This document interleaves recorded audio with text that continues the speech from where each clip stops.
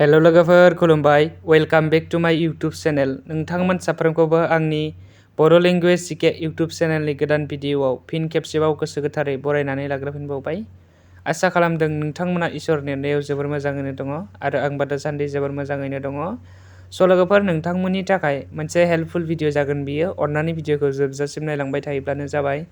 दिनैनि बे भिडिअनि गेजेरजोंनो जों सावरायनो नागिरदों B.T.C थामहिनबा बड'लेण्ड टेरिटरियेल काउन्सिलनि लेजिस्लेटिभ काउन्सिलखौ माब्ला सतबांसा लाहोदोंमोन आरो लोगोसे B.T.C थामहिनबा बड'लेण्ड टेरिटरियेल काउन्सिलनि गाहाय मावख'आ बबेयाव दङ बेखौबो जों दिनैनि बे भिडिअनि गेजेरजों सावरायगोन।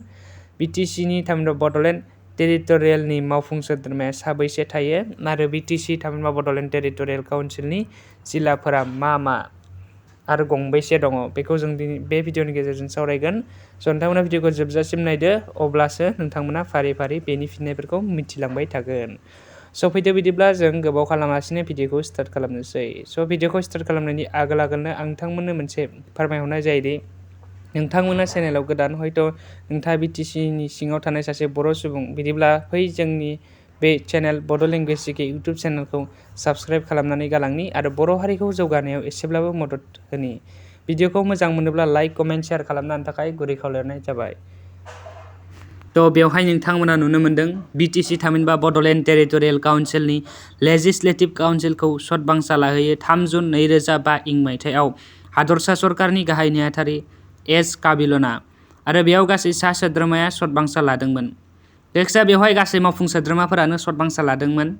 स' बिनि उनाव नेक्स्टआव B.T.C थामहिनबा बड'लेण्ड टेरिटरियेल काउन्सिलनि गासै मावफुं सोद्रोमाया सा 14 आरो लोगोसे B.T.C थामहिनबा बड'लेण्ड टेरिटरियेल काउन्सिलनि गाहाय मावख' डेट मिन्स हेड अफिसआ क'क्राझाराव आरो B.T.C नि जिल्लाफोरा गासै गंबा थामहिनबा बड'लेण्ड टेरिटरियेल काउन्सिलनि जि डिस्ट्रिक्ट बे डिस्ट्रिक्टफोरा गंबा डिस्ट्रिक्ट दङ बेवहाय आरो बेफोर जाबाय क'क्राझार, चिरां, बाक्सा, उदालगुरि आरो तामुलपुर।